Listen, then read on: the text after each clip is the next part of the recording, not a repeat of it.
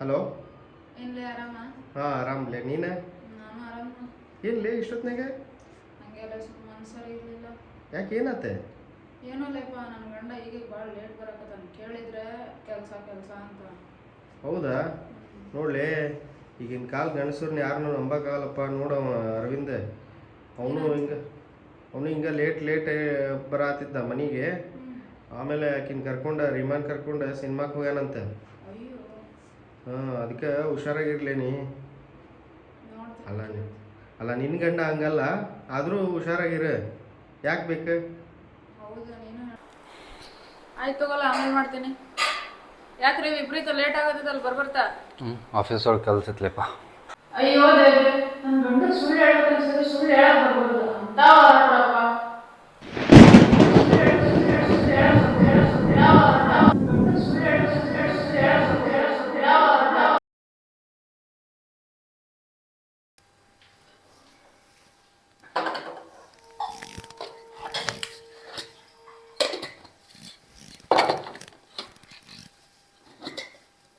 ರೀ ನಾಷ್ಟಕ್ಕೆ ಏನ್ ಮಾಡ್ಲಿ? ದಿನಾಲು ಮಾಡ್ತೀಯಲ್ಲ ಅದ ಉಪ್ಪಿಟ್ಟು, ಅದನ್ನ ಬಿಟ್ರೆ ಇನ್ನೇನ್ ಮಾಡಕ್ ಬರ್ತದ ನಿನಗೆ ಮಣ್ಣ? ಏನಂದ್ರಿ ಇನ್ನೊಮ್ಮೆ ಹೇಳ್ರಿ. ಏನೇನಂದ್ರಿ?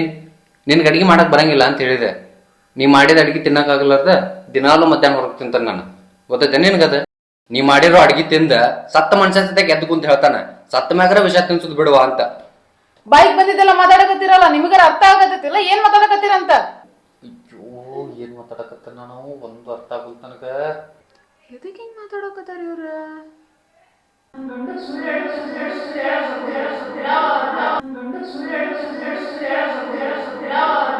ಅಳಿಮಯ್ಯ ಐ ಅಪ್ಪ, ಬೆಳಗ್ಗೆ ಈ ಮುದಕ್ಕೆ ಆಗ ಬಂದ್ನೋ, ಏನ್ ಹೇಳ್ತಾನೋ ಏನ್ ಕೇಳ್ತಾನೋ. ಏನ್ ಓದ್ರಾಕತ್ತೀರಿ ನೀವು? ಬಂದ್ ವಿಚಾರಿಸ್ಕೊಂತೀನಿ ನಿಮ್ನ.